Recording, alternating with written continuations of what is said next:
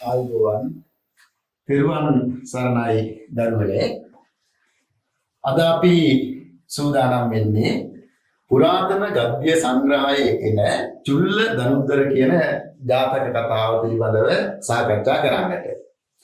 අපි දන්නවා දරුවනේ මේ වෙනකොට අපි චන්නකින්නර ජාතක කතාව සාකච්ඡා කළා අවසන්. එසේනම් අද චුල්ල ධනුද්දර ජාතක කතාව සාකච්ඡා කරන ලබනවා. මේ ජාතක කතාව සාකච්ඡා කළාගෙන් පස්සේ මගේ දරුවන්ට විභාගයේට ජාතක කතා තුලින් ලබා දෙන ප්‍රශ්නය ඉතාමත්ම නිවැරදිව මේ ප්‍රශ්නයට පිළිතුරු සැපයීමේ හැකියාව තියෙනවා. ඒ නිසා චුල්ල ධනුද්දර ජාතකය බලන්න මාතෘකාව තමයි එනනම් චුල්ල ධනුද්දර ජාතක කතාව. එතකොට මේ ජාතක කතාව ගත්තයින් පස්සේ ජාතක කතාවේ භාෂා ලක්ෂණ ටික මම වෙනමම දැන් මේ පොදු කරලා තියෙනවා. දරුවනේ මෙන්න මේ ජාතක කතාව තුළ ඇතුළත් වෙන භාෂා ලක්ෂණ අපි එකක් තමයි විවහාරික ගැමි භාෂාවක් තමයි තියෙන්නේ. ඒ කියන්නේ අපි කතා කරන ඒ වගේම එදා පැවති එදා කතා කළ කුරුණෑගල යුගයේ කතා කළ භාෂාව විවහාරික භාෂාව. ඒ වගේම අනුකම්පා රසය මේ ජාතක කතාව ඇතුලේ යම්කිසි අනුකම්පාගත සහගත බව සානුකම්පිත බවක් ඇතැම් අවස්ථාවලදී අපට රස විඳින්න තියෙනවා. ඒ ජාතක කතා භාෂාව තුළ අපට විශේෂයෙන් මේ ජාතක කතාවේ දකින්න තියෙනවා. ඒ වගේම තමයි කරුණා රසය. යම්කිසි කාර්මික බවක්, යම්කිසි අනුකම්පාවක්, දයාවක්. එහෙමනම් ජාතක කතාව තුළ මේ සිද්ධීන් එකින් එක සිදුවෙන සිද්ධීන් දිහා බලනකොට ඒ කරුණා රසය කියන එක දකින්න තියෙනවා. ඒ වගේම තමයි අద్භූත රසය. අద్භූත රසය කියලා කියන්නේ අපි දන්නවා විශේෂයෙන්ම විශ්වාස කළ නොහැකි අවස්ථා විශේෂයෙන්ම ඔය දිව්‍ය ලෝකය ඒ වගේම සක්‍ර දේවේන්ද්‍ර යාගේ මැදිහත් වීම මේ වගේ නොසිතූ අවස්ථා නොසිතූ විදිහට එමන උදා වෙන අවස්ථා තමයි අద్භූත අවස්ථා කියලා කියන්නේ. එබඳු අවස්ථාවක් පවා විශේෂයෙන්ම මේ භාෂා ජාතක කතා කරුවාගේ භාෂාව තුළ අපට දකින්න තියෙනවා. ඒ වගේම වීර රසය. ඒ වගේම වීර රසය කියලා කියන්නේ යම්කිසි නායකත්වයකින් ඒ වගේම අභියෝග හමුවේ මුහුණ දෙමින් කටයුතු කරන ආකාරය විශේෂයෙන්ම මේ ජාතක කතාවේ එන චරිත තුල අපට දකින්න තියෙනවා. ඒ නිසා වීර රසයක් මේ ජාතක කතාව තුළ තියෙනවා. හාස්‍ය රසය විශේෂයෙන්ම යමක් සිදු වුණාගෙන් පස්සේ ඒ සිදුවීම හාස්‍යයට ලක් කරලා ඇයි මෙහෙම වුනේ හොඳ වැඩි මේ වගේ කියන හාස්‍ය ජනක එහෙමනම් රසයකින් යුක්ත ජාතක කතාවක් හැටියට මේ ජාතක කතාව අපි දකිනවා. ඒ නිසා උපහාස රසය, ඒ වගේම සංවාදශීලී බස්වාර මේ වගේ ස්වභාවයන් රාශියක්ම භාෂාව පැත්තෙමුත් අපට හඳුනා ගන්න පුළුවන්කම තියෙනවා. දරුවනේ චුල්ල ධනුද්දර ජාතකයේ විශේෂයෙන්ම අපි දැනගන්නට ඕන මේ ජාතක කතාවෙන් ජාතක කතා කරුවා නිරූපණය කොට දක්වන්නේ කුමක්ද යන්න. මේ ජාතක කතාව තුළින් ජාතක කතා කරුවා නිරූපණය කරනු ලබන්නේ පංචකාම ආසාවන් පසුපස හඹා යෑමෙන් සිදුවෙන විනාශය. ඒ නිසා ගොඩාක් දුරට මේ ජාතක කතා තුළ අපි දකින්න තියෙනවා ස්ත්‍රීන් ගත්තයින් පස්සේ ස්ත්‍රීන් ගොඩාක් ආසාවන් පසුපස හඹා යෑමෙන් ඒ වගේම නොකටයුතුකම් කිරීමට යෑමෙන් සිදුවෙන ජීවිත විනාශයක්. ඒ වගේම අනුවණකම් ස්ත්‍රියගේ මෝඩකම් මෙන්න මේ දේවල් ජාතක කතා තුළ අපට දකින්න ලැබෙනවා. එබඳු ජාතක කතාවක් තමයි දරුවනේ චුල්ල ධනුද්දර ජාතකය කියලා කියන්නේ. එහෙමනම් මේ ජාතක කතාවේ ආකෘතිය ගත්තයින් පස්සේ අර පෙර මෙන්ම වර්තමාන කතාව, අතීත කතාව, කතා සමෝදානි ආදී වශයෙන් මේ ජාතක කතාව තුල අපි දකිනවා අර ජාතක කතාවේ තියෙන ඒ පොදු සුවිශේෂී ලක්ෂණ ටික ඇතුළත් වෙලා තිබෙනවා. එහෙමනම් මේ ජාතක කතාවේ වර්තමාන කතාව මේ චුල්ල ධනුද්දර කියන ජාතකය මේ චුල්ල ධනුද්දර කියන්නේ අතීත කතාව. ඒ අතීත කතාව ගෙනහැර දැක්වීමට පාදක වූ මුල් වූ වර්තමාන කතාව එහෙමනම් අපි සාකච්ඡා කරන්නට ඕනේ. මේ වෙලාව තුළ ඒ වර්තමාන කතාව චුල්ල ධනුද්දර ජාතකයේ වර්තමාන කතාව මම සාකච්ඡා කරන්නට දැනුවත් කරන්නට ඒ වගේ පැහැදිලි කරන්නට දරුවනේ බලාපොරොත්තු වෙනවා. ඉතාමත්ම කෙටි, ඉතාමත්ම සංක්ෂිප්ත වර්තමාන කතාවක් තමයි ඇතුළත් වෙලා තියෙන්නේ. මේ එන වර්තමාන කතාව ලෝතුරා බුදුරජාණන් වහන්සේ දෙවුරම් මේරේ වැඩ වාසය කරන කාලේ එක්තරා උකටලී වූ භික්ෂුවක්. උකටලී කියලා කියන්නේ යම්කිසි ස්ත්‍රියක් නිසා උකටලී භාවයටපත් වෙලා, ස්ත්‍රියක් නිසා යම්කිසි මානසික සිතැවුලකට, මානසික වේදනාවකට, වියවුලකට, එහෙම නැත්නම් බැඳීමකට පැටලෙලා ඉන්න, ඒ තුල උකටලී භාවයකටපත් වෙලා ආදරණීයත්වයකින් මෙන්න මේ හැඟීම් සමුදායකින් යම්කිසි ආකාරයකින් සිතැවුලකට, ඒ වගේම සිතීමකටපත් වෙලා ඉන්න උකටලී වූ භික්ෂුන් වහන්සේ නමක් අරඹයා තමයි මේ ජාතකයේ ගෙනහැර දක්වන්නේ. එසේනම් ජාතක කතා කරුවා එය මෙන්න මේ ආකාරයෙන් නිරූපණය කොට දක්වනු ලබනවා. මේ තමයි දරුවනේ වර්තමාන කතාව ජාතක කතා කරුවා ගෙනහැර දක්වන ආකාරය.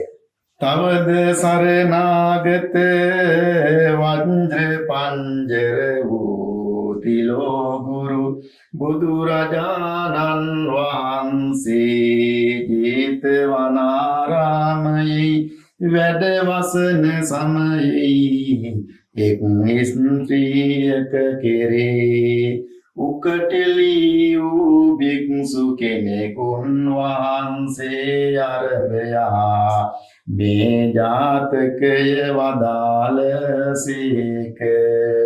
ඒ කෙසේද යත් භික්ෂු කෙනෙකුන් වහන්සේ එක් ස්ත්‍රියක කෙරේ ලෝභයෙන් උකටලීව වාසය කරනසේක. බුදුරජාණන් වහන්සේ එසේනම් දැන් දැනගන්නවා එක්තරා ස්ත්‍රියක් නිසා යම්කිසි භික්ෂු කෙනෙකුන් වහන්සේ, භික්ෂුන් වහන්සේ නමක් උකටලී භාවයටපත් වෙලා, සිතැවුලටපත් වෙලා, ඇතැම් විටක ඇය කෙරේ ඇල්මකින්, ආදරයකින් වියකි ඒ උකටලී භාවයේ තේරුම් ගන්න බුදුරජාණන් වහන්සේ එම භික්ෂුන් වහන්සේගෙන් විමසනවා මෙය සැබෑවක්ද කියලා. බලන්න එය විමසන ආකාරය, දෙන පිළිතුරු සංවාදශීලී අයුරින් ජාතක කතා කරුවා මනවින් ශ්‍රාවකයින්ට, පාඨකයින්ට ගෙනහැර දක්වන ආකාරය මෙසේ අපට දක්නට ලැබෙනවා.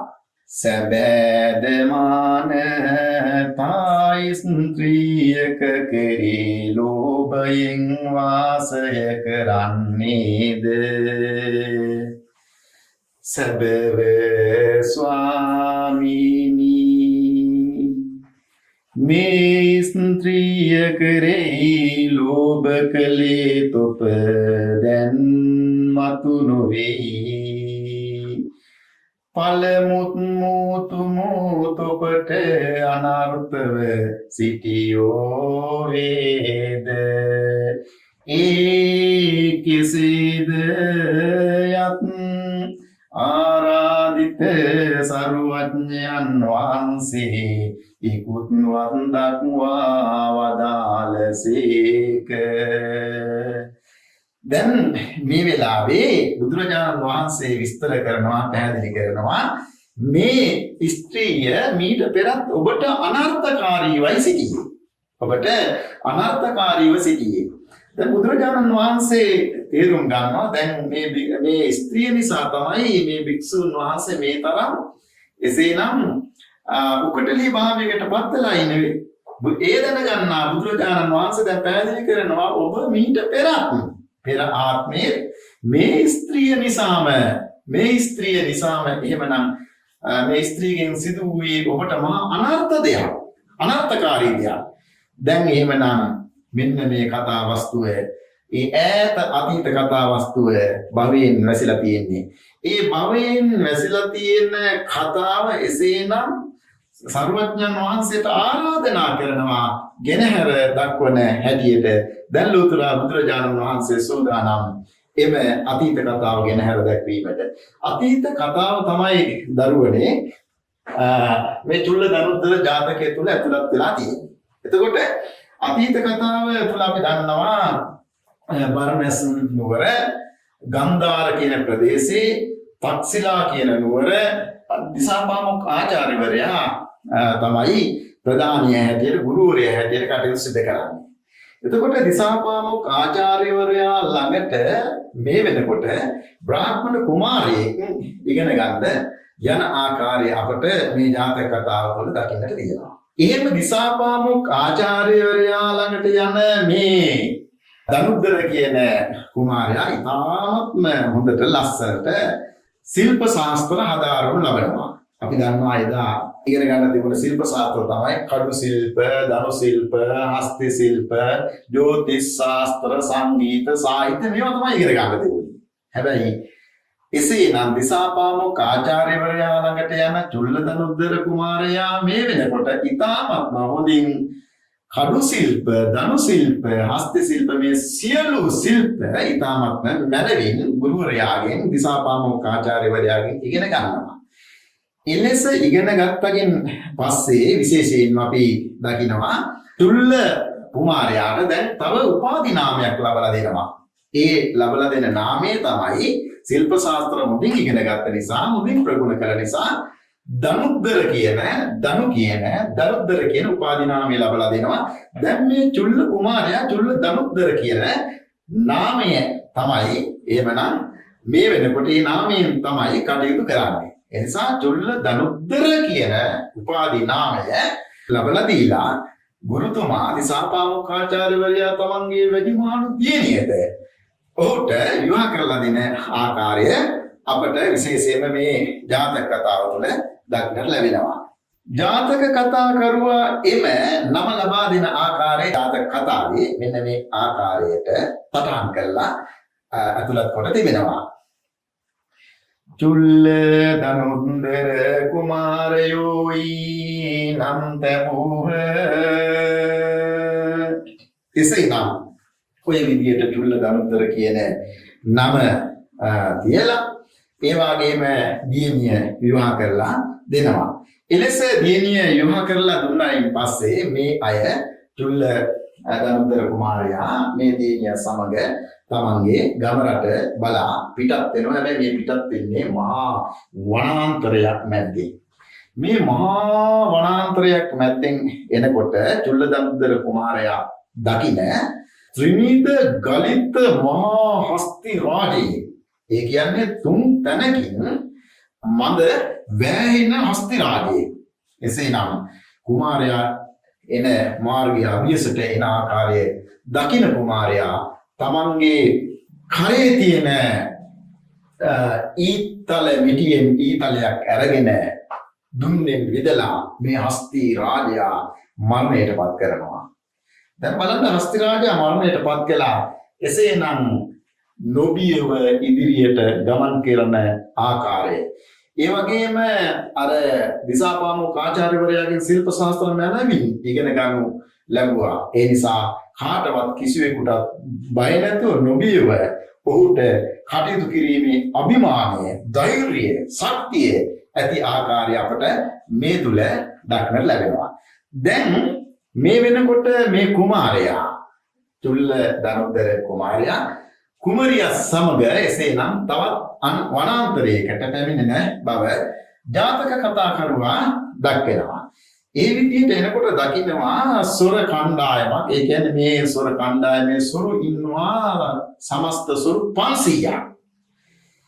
මේ 500ම සොරු එක්තරා තැනක ඉඳගෙන ඔක්කොම එකට එකතු වෙලා සත්තු මරලා මස් පුච්චලා කන ආකාරයේ දකින්න චුල්ල දනුද්දර කුමාරයා මේ කුමරියට කියනවා ඔබ ගිහිල්ලා ඒ අයගේ මස් ටිකක් ඉල්ලගෙන එන්න කියලා. දැන් කුමරියට ඒ කියන අවස්ථාව ජාතක කතා කරුවා ඉතාමත්ම ලස්සනට ජාතක කතා ශෛලියෙන් නිරූපණය කරන ආකාරය මොහොතක් අපි විමසා බලමු. දඩමස් පුලුස් සාකන මිනිසුන් උන්තැනට ගොස් දඩමස් ඉල්වාගෙන එවයි කියායවූ. ඇය එසේනම් දඩමස් චුල්ල දනුද්දර කුමරුන්ගේ අවවාදය යටතේ ඇය ගිහිල්ලා දැන් ඒ මඟ පෙන්වීම යටතේ ඇය ගිහිල්ලා මස් ඉල්ලගෙන එනවා. මස් ඉල්ලගෙන එන්ට ගියාගෙන් පස්සේ සොරු එසේනම් පිලිසුන් සූදඩ මස් නොදී යමු මාංශය වූව කුමාරයෝ අමු මාංශ දැක පිලිසුන් සූ මාංශ නොදී අමු මාංශ දුන්නේ අප කෙරේ කනස් සලුවින්ද කුමරිය ගියාට පස්සේ පිලිස්සු මස් නොදී දෙන්නේ අමු මස්. අමු මස් ගෙනල්ලා දුන්නට පස්සේ චුල්ලදරුත්තර කුමාරයා කල්පනා කරනවා මේ අමු මස් එව්වි අපේ කෙරේ යම්කිසි කනස්සල්ලකින්ද. කුමරියට කියනවා ඔබ වහාම ගිහිල්ලා මේ මස් ටික උන්ට බාර දෙන්න. එහෙම බාර දෙන්න යනකොට දැන් කෝපයක් ඇති වෙනවා මේ වැනි පිරිසට. මස් ඉල්ලුවා මස් දුන්නා දැන් මේ වෙනකොට දුන්න මස් ආපහු එව්වා. බලන්න සාධාරණ කෝපයක් වුන්ට ඇති වෙන ආකාරය ජාතක කතා කරුවා මේ තුල ගෙනහැර දක්වනු ලබනවා. ඒ කෝපයට පත්වන මේ සොරු ටික දැන් එක්කෙනා එනකොට චුල්ලදරුත්තර කුමාරයා Tamante විරසක වෙලා එන මේ සොරුන්ට එහෙමනම් ඊතල මිටියෙන් ඊතල අරගෙන එකින් එක විද මරණ ආකාරය අපට මේ ජාතක කතාව තුල දක්නට ලැබෙනවා. මෙසේ සොරු 500න් 499ක්ම මරලා දැම්මට පස්සේ අවසානයේ සොර නායකයා පැමිණෙනවා. සොර නායකයා පැමිණෙනකොට චුල්ලදනුද්දර කුමාරයා එසේනම් දැන් සූදානම් තමන්ගේ අතින් පයින් මේ සොරත් එක්ක යුද්ධ කරන්නට. ඒ නිසා දැන් මේ වෙනකොට අපි දකිනවා චුල්ලදනුද්දර කුමාරයයි ඒ වගේම මේ සොරයි අතර සටනක් පවතිනවා. ඒ සටනින් මේ සටන් කරනකොට ඒ සටනින් මේ සොරා යට වෙනවා සොරා මතට ඇඟ උඩට වැටෙනවා චුල්ලදනුද්දර කුමාරයා. චුල්ලදනුද්දර කුමාරයා මේ වෙනකොට සටන් කළේ තමන්ගේ කඩුව තමන්ගේ කුමරියට බිරිඳට දීලායි. දැන් සොරා යට කරගෙන මේ වෙනකොට චුල්ලදනුද්දර කුමාරයා සුන්දරියට කතා කළා මේ විදියට ප්‍රකාශ කරනවා. සොඳුර කඩුව දීලවයි. එවිට ඇය කරනු ලබන්නේ සොරාට කඩු මිටදී චුල්ලදනුද්දරයන්ට කොපුව දීලුව. දැන් චුල්ලදනුද්දර කුමාරයා අර සොරා යට කරගෙන සුන්දරියේ කඩුව දෙන්න කියලා කියනකොට ඇය මේ වෙලාවේ කරන්නේ එසේනම් කඩුවේ කඩු මිට සොරාට දීලා කොපුව මේ වෙනකොට අපි දකිනවා කොපුව දෙන්නේ චුල්ලදනුද්දර කුමාරයාට. කඩු මිට දුන්නට පස්සේ අර සොරා නැගිටලා ඇවිල්ලා ඒත් එක්කම චුල්ලදනුද්දර කුමාරයාගේ හිස බෙල්ල කපලා මරණ ආකාරය මරලා දාලා යන්න යන ආකාරය අපට මේ ජාතක කතාව තුළ දක්වන්න වෙනවා. දරුවනේ ජාතක කතාවේ එන විචාරය කරන්න ඕන කොටස් මේ ජාතක කතාව කියලා අවසානයේ මම මේ ස්ථාන පිළිබඳව මේ සාකච්ඡා කරන්න ඕන කාරණා කීපයක් තියෙනවා මේ ඇතුලේ. ඒවා සාකච්ඡා කරන්න බලාපොරොත්තු වෙනවා. විශේෂයෙන්ම මේ වෙනකොට මේ කුමරිය කළ දේ හරිද වැරදිද කියන දේක් සාකච්ඡා කරන්නට ඕන. තමන්ගේ ස්වාමියා මරන්නට එසේනම් ඇය කුමරුන්ට කඩුවේ කොපුව දීමත් ඒ වගේම අර සොරාට කඩු මිට දීමත් එය කොච්චර සාධාරණද අසාධාරණද ඇය ගත්ත තීරණ හරිද වැරදිද ඇය කළ අඥාන ක්‍රියාවක්ද මෙය යන්න අපි සාකච්ඡා කරන්නට ඕන. ආසාවන් පසුපස ඇය හඹා යෑමෙන් ඇය සිදුවන්නා වූ විනාශයන් ඉන් අනතුරුව මේ ජාතක කතාව තුළ දක්නට ලැබෙනවා. ඒ නිසා මේ සියල්ලක්ම අපි ජාතක කතාව අවසානයේ මේ ජාතක කතාව තේරුම් අරගෙන විග්‍රහ කරන්නට විස්තර කරන්නට මේ අතර බලාපොරොත්තු වෙනවා. එසේනම් දරුවනේ දැන් කුමරුන් මරලා දාන චුල්ලදනුද්දර කුමාරයා මරලා දාන මේ සොරා ඉතින් යනවා කැලේ මැදින් කුමරියත් ගමන් කරනවා. ඒ යනකොට හමු වෙනවා ගංගාවක්. ඒ ගංගාව ළඟට ගොස් ඔහු මෙන්න මේ ආකාරයට කල්පනා කරනවා. එක පැත්තකින් මෙසේ කල්පනා කිරීම සර්ව සාධාරණයි. මිනිස්සෙක් හැටියට බලන්න ඒ කල්පනා කරන ආකාරය ජාතක කතා කරුවා මුළු මහත් සමාජයේතම මුළු මහත් ශ්‍රාවක සමාජයේතම ආදර්ශයක් ඇති වෙන ආකාරයට මෙසේ ගෙනහැර දක්වනු ලබනවා. බාල කල පටන් පරණ පුරුදු ස්වාමියා මරවා මා කෙරේ ලෝභ කළාය. ඉදිරි අනෙක් පුරුෂයෙකු දුටත් මටත් මේ කරන මානයයි. මෑගින් මට ප්‍රයෝජන නැතයි. මෑ මෙතන මරා පියායෙමි සිතා. සොඳුර තොප ඉන තිබූ ඉන කඩින් තොප පලන් ආභරණ ගලවා බැඳ දීලන්න. එතෙර තබා අවුත් තොප කැඳවාගෙන යෙමි.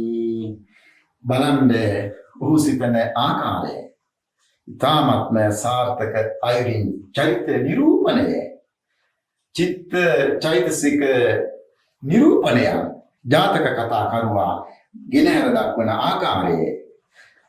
ඔහු කල්පනා කරනවා බාල කල පටන් ඉඳන්ම පරණ පුරුදු ස්වාමියා පුරුෂයා මරවා මා කෙරෙහි ලෝභයෙන් මා කෙරෙහි ආසාවෙන් ඇය තමන්ගේ ස්වාමියා මරණයට පත් කළා.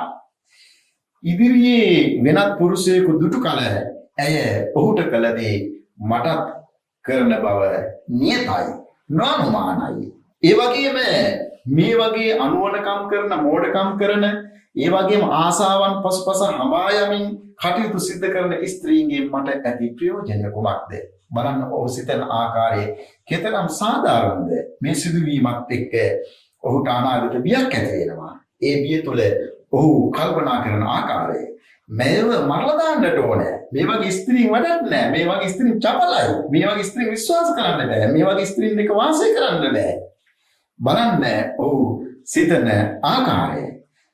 ඔහු ඒ වුණාට තවදුරටත් උපක්‍රමශීලී වෙමින් ඇයට කියනවා ඔබගේ ඔය ඉන ඇඳගෙන සිටින ඉනකඩින් කඩාගෙන වස්ත්‍රාභරණ ආභරණ ටික එහි බැඳලා මට දෙන්න.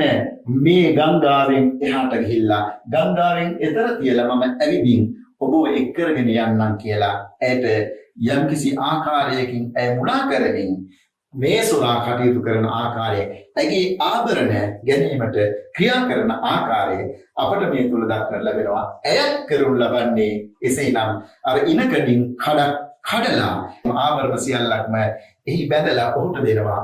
ඔහු ගම්තරට ගිහිල්ලා එසේනම් ගමින් එතර වෙලා මේ බඩුත් අරගෙන ගිහිල්ලා ඔහු යන්න යන ආකාරය දකිනවා ඇය දාලා. එසේ දකින විට එසේනම් මේ කුමරිය මෙන්න මේ විදියට ඔහුගෙන් විමසනවා. ජාතක කතා කරුවා ඒ තාමත් රසවත්ව ඉදිරිපත් කරලා තිබෙනවා. ඇයි ස්වාමී පුත්‍රයාණෙනි මා හැර පියාණෙක් මොනොනියාදැයි. තොපගේ පරණ සමනන්ට කළ දෑ දුටු කල මට තමාම වේද.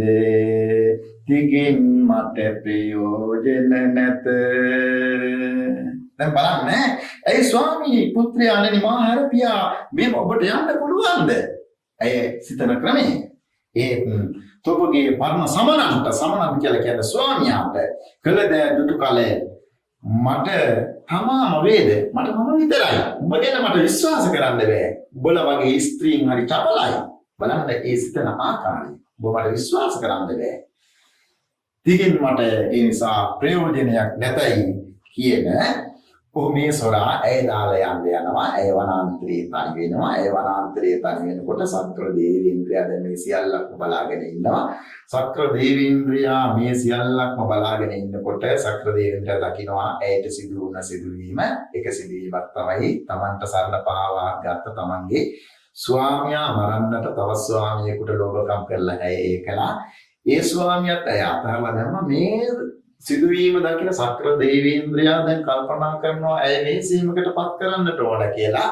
මේ වෙලාවේ සක්‍ර දේවේන්ද්‍රයා ළඟම ඉන්න පංචසිකට කතා කරලා ඒ වගේම මාතලී නම් තමන්ගේ රතාචාර්යයට කතා කරලා මේ සිදුවීම ප්‍රකාශ කරලා දැන් කියනවා මේ වෙලාවේ පංචසිකට කියන පංචසික උඹ උකුසු වේශයක් මවාගෙන ඇය සිටින ගන්තරට එන්න මාතලී නම් රතාචාර්යයට කියන මාතලී උඹ ඒ කියන ගඟේ මාළුවෙක් බවට පත් වෙන්න ඕන මේ මාළුවෙක් බවට පත් වෙලා උඹ මේ පීනමින් ඉන්න ඕන මම ඒ වෙලාවේ එනවා උතන්ට කැනහිලෙක් ආකාරයට කැනහිල් වේශයක් දරාගෙන මම කැනහිලෙක් වශයෙන් කැනහිල් වේශයක් දරාගෙන මෙතනට මස් කෑල්ලකුත් අරගෙන තමයි එන්නේ. ඒ ස්ත්‍රියට පේන විදිහට මම එතෙන්ට එනවා.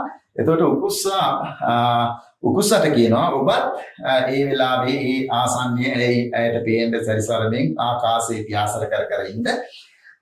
ඒ වගේම මාතලීට කියනවා මේ මාළුවෙක් විදිහට ඒ ගඟේ මම එන ගම් පෙර අයිනට ඇවිල්ලා පේන විදියට මට පේන විදියට ඔබ එහෙම යමින් ඉන්න ගඟෙන් ටිකක් උඩට පේන්න සලස්සන්න දැන් මෙන්න මේ විදියට කතා කරගෙන දැන් සක්‍ර දේවේන්ද්‍රය කතා කරගෙන අර කියපු විදියටම තමන් කැනහිලෙක් බවට පත් වෙලා මස් කෑල්ලෙකුත් අරගෙන දැන් කටින් මස් කෑල්ලක් අරගෙන ගම්තරට එනවා ස්ත්‍රිය ඉන්නවා එක පැත්තක ඒ වගේම උකුස්ස දැන් ඉහලින් පියාසර කර කර ඉන්නවා දැන් අර මාතලී මොහොත් මස්යා එමන ගඟේ එහෙට මෙහෙට දැන් පීනනවා. එහෙම එහෙට මෙහෙට පීනනකොට දැන් ගඟ ළඟට මස් කෑල්ලක් අරගෙන එන කැනහිලා දකින්නවා මාළුවෙක් ඉන්නවා ගඟේ.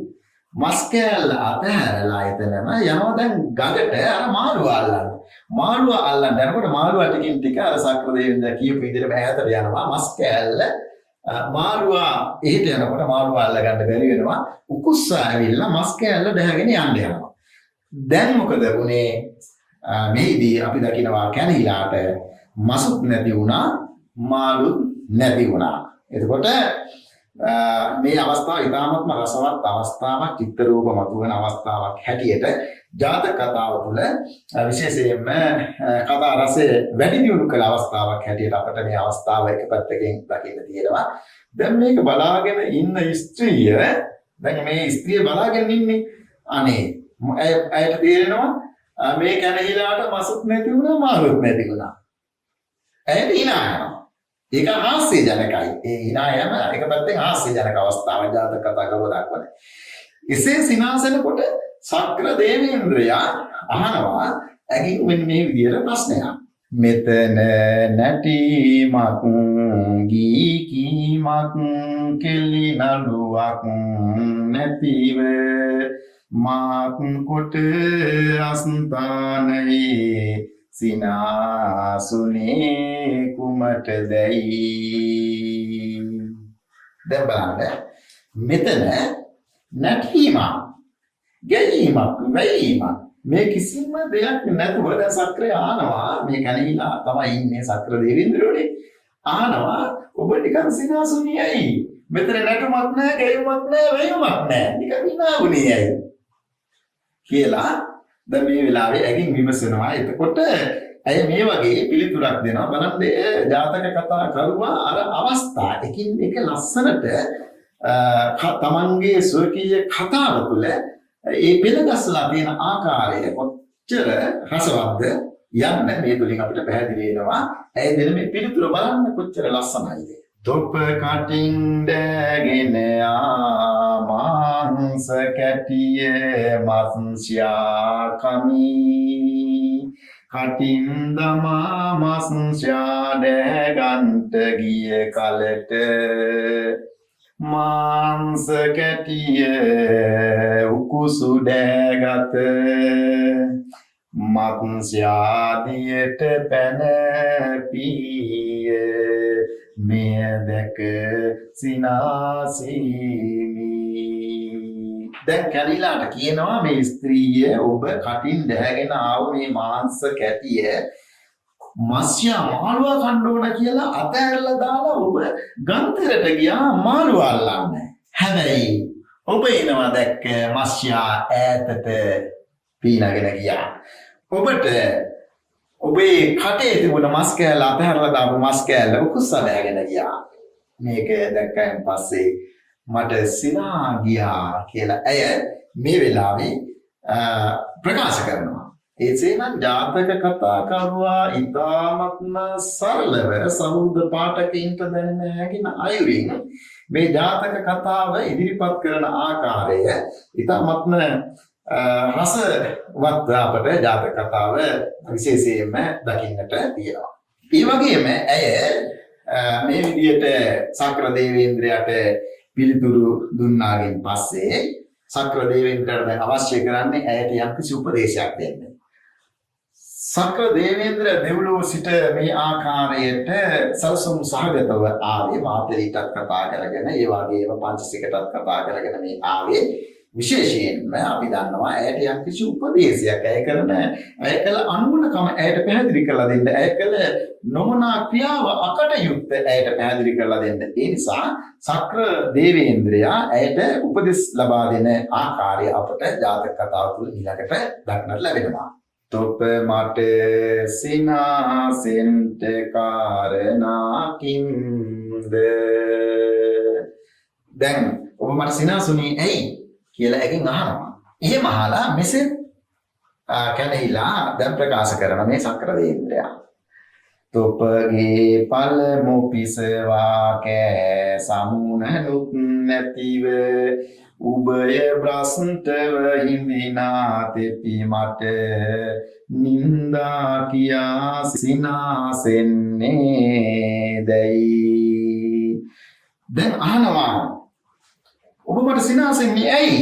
ඔබගේ පළමු සමුණනු ස්වාමියා ඒ වගේම දෙවනුව ඔබ අත්පත් කරගත්ත ඔබේ කැමැත්තෙන් ඔබගේ පළමු ස්වාමියා මරලා දාලා ඔබගේ ආසාවන් මත ඔබේ ජීවිතයට එකතු කරගත්ත ස්වාමියා ඒ නිසා තමයි ඔබේ භ්‍රෂ්ටව කියලා කියන්නේ පළමු ස්වාමියා දෙවිනි ස්වාමියාත් නැති කරගත්ත ඔබ දෙපි මට ඇයි නින්දා කරමින් සිනාසෙන්නේ කියලා මේදී කැනහිලා විමසනවා.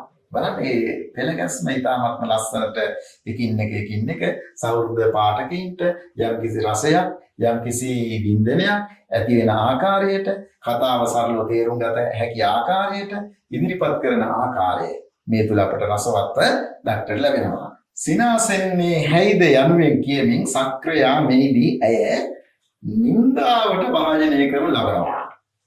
එවිට නින්දාවට වාදනය කරනකොට ඇය මේ විදිහට සක්‍ර දේවේන්ද්‍රයාට කියනවා.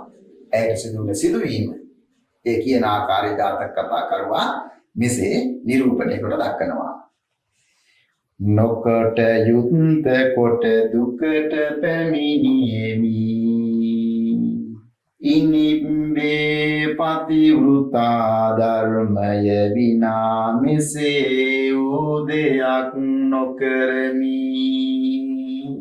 බලන්න කියන ආකාරය නොකට යුත් කොට තමයි මට හැබැයි මේ වගේ විනාශයක් විපත්තියක් වුණේ. මේ බැද්දේ මේ කැලේ මේ විදියට මං උනේ කාටවුරුත් නැතුව තනි උනේ මම නොකට යුත් කොට. ඒ නිසා වඩා වැදගත් වෙන්නේ ප්‍රතිඋතා ධර්මයේ ස්ත්‍රියක් හැටියට ආරක්ෂා කරගන්න එක සුරක්ෂිත කරගන්න එක. ඒ ප්‍රතිඋතා ධර්මය ආරක්ෂා කරගන්න නැතුව ස්වාමියෙක් හැර තව ස්වාමියෙක් පිටුපස යෑමෙන් මේ වගේ අකරතැබ්බයන්ට මුහුණ දෙන්න සිද්ධ වෙනවා කියන එක. එසේනම් ඇය මේ වෙලාවේ ප්‍රකාශ කරනු ලබනවා මේ ජාතක කතාව තුළ අපට එය පැහැදිලිවම දක්නට ලැබෙනවා. ඉනික් බිත්තේ මෙබඳු දෙයක් සිදු නොකරමි යනුවෙන් ඇය ප්‍රකාශ කරනු ලබනවා. එහෙමනම් Tamanට සිදු වූ විනාශය Tamanට සිදු වූ පාඩුව ඇයට වැටෙන ආකාරයක් අවබෝධ වෙන ආකාරයක්ද මේ තුල අපිට දක්නට ලැබෙනවා. සක්‍ර දේවේන්ද්‍රයෝද ඒ වෙලාවේ ඇයට උපදෙස් ලබා දෙනවා මේ විදිහට පතිඋතා ධර්මය විනා මෙසේ වූ නොකොට යුත්තක් නොකරවයි. ඒ නිසා පතිඋතා ධර්මය ආරක්ෂා කිරීම තමයි ඉතාමත්ම වැදගත් වෙන්නේ. ඒ නිසා නොකොට යුතු දේවල් අනුවණකම් මෝඩකම් සිදු කරන්නට එපා. චපල ක්‍රියාවන් සිදු කරන්නට එපා. ඒ තුලින් Tamanට සිදු වෙන්නේ අනර්ථකාරී ක්‍රියාවක් යන්න මේදී සක්‍ර දේවේන්ද්‍රයා ලබා දෙන උපදෙස් තුලින් විශේෂයෙන්ම අපට මේ ජාතක කතාව තුළ පැහැදිලිවම දක්නට ලැබෙන කාරණාවක්. දැන් මේ ජාතකය මේ ආකාරයෙන් බුදුරජාණන් වහන්සේ සීනන්ද දේශනා කරලා චතුරාර්ය සත්‍ය තුලින් දහම් දේශනවා. චතුරාර්ය සත්‍ය තුලින් දහම් දෙසීමෙන් අනතුරුව විශේෂයෙන්ම මේ චතුරාර්ය සත්‍ය ධර්මයේ ආන මේ උකටලී වූ භික්ෂුව එසේනම් පෙර ආත්මේ නම් චුල්ල දරුද්දර නම් කුමරු ඒ උකටලී වූ භික්ෂුව නිවන් ඒ උකටලී වූ භික්ෂුව සෝවාන් වෙන ආකාරය අපට දක්වන්න ලැබෙනවා. එතකොට සෝවාන් බවට පත් වෙනවා. ඒ උකටලී බවට පත් වුණ භික්ෂුවට දේශනා කරන්න අවසානයේ බුදුරජාණන් වහන්සේ මේ ජාතකයේ දේශනා කළා චතුරාර්ය සත්‍ය. එතකොට අනිත්‍ය කියන එක වෙනස් වීම කියන එක විශේෂයෙන්ම චුල්ලදනුද්දර කියන අතීත කතාව ගත්තා.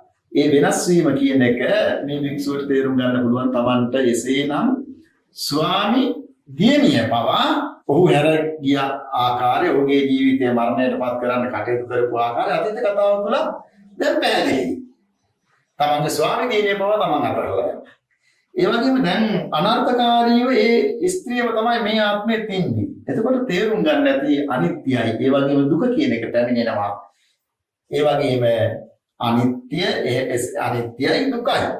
ජීවිතේ ආත්ම වශයෙන් ගන්න දෙයක් නෑ යන්න මේ වික්ෂුවට තේරෙන්නට ඇති. දුක්ඛ සත්‍ය, සමුදය සත්‍ය. එමනම් ස්ත්‍රියක් නිසා දුක ඇති වුණා. ස්ත්‍රියක් නිසා දුක ඇති වුණා. දුක්ඛ සමුදය එමනම් දුක ඇති වෙන්න හේතුවක් තිබුණා ස්ත්‍රියක් සමග.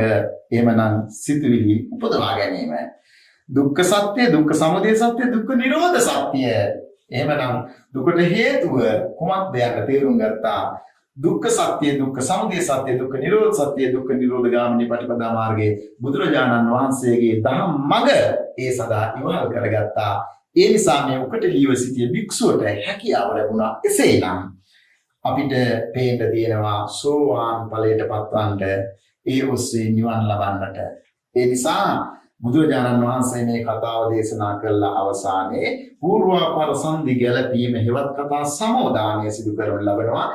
මේ ආත්මයේ සිටිය මේ කලකිරණු උකටලී භික්ෂුව තමයි එදා එසේනම් චුල්ලදනුද්දර කුමාරයා කියන ඔන්න පූර්වාපර සංදි ගැලපීම. ඒ වාගේම එදා ඒ හිටියේ ස්ත්‍රිය තමයි මේ අකටයුතුකම් කරපු ස්ත්‍රිය තමයි මේ ආත්මයේ අනන්තකාරීව ඉන්නේ. ඇයට තමයි මේ උකටලී වෙලා ඔබ ඉන්නේ යනුවෙන් දක්වන ස්ත්‍රිය පෙර ආත්මයේත් මේ ආත්මයේත් අනන්තකාරීව ඉන්න ආකාරය බුදුරජාණන් වහන්සේ පැහැදිලි කරනවා. ඒ වගේම සක්‍රියා වෙලා එදා එහෙමනම් කටයුතු සිදු කළේ බුදු වූ මමයි යනුවෙන් බුදුරජාණන් වහන්සේ දක්වන ආකාරය මේ ජාතක කතාව තුළ අපට දක්වන්න ලැබෙනවා. ඒ නිසා දරුවනේ ඊ타ත්ම රසවත් ජාතක කතාවක්.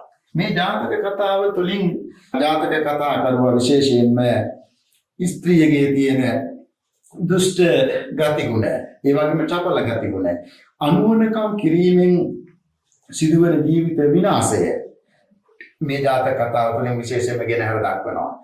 මේ ජාතක කතාව ඉගෙන ගන්නා මගේ දරුවෝ කවදාකවත් විශේෂයෙන්ම තමන්ගේ ජීවිතය ආරක්ෂා කරගන්න, සුරක්ෂිත කරගන්න, වැරදි දේවල් නොකොට කළ යුතු දේවල් කරන්න, ඒ වගේම ප්‍රතිඋතා ධර්මය කියන එක ආරක්ෂා කරගෙන ස්ත්‍රියක් හැටියට තමන්ගේ ස්වාමියාත් එක්ක ලස්සන ජීවිතයක් අනාගතයක් නිර්මාණය කරගන්නවා හැරෙනකොට වෙනත් දේවල් සිදු කරන්නට ගියොත් පුතේ දුවේ අපි හැමෝටම සිදු වෙන්නේ ජීවිත අනර්ථයක් විය හැකියි. ඒ නිසා ජීවිතය අපි ලස්සන කරගන්න ඕනේ. අපේ තියෙන ප්‍රේමණීය ආදරණීය ඒ සහසම්බන්ධතාවයන් ඒ ඇති කරගත්ත ඒ ගොඩනගාගත්ත ඒව පවත්වාගෙන යනවා හැරෙනකොට වෙනත් ඒ දේවල් විනාශ කරලා ඒ දේවල් අමතක කරලා තමන්ගේ ස්වාමියා අමතක කරලා වෙනත් එසේනම් ආසාවන් පසුපස ඒ වගේම ඇස කන නාසය දිව ශරීරය මේවා පිනවීමට අපි වෙනත්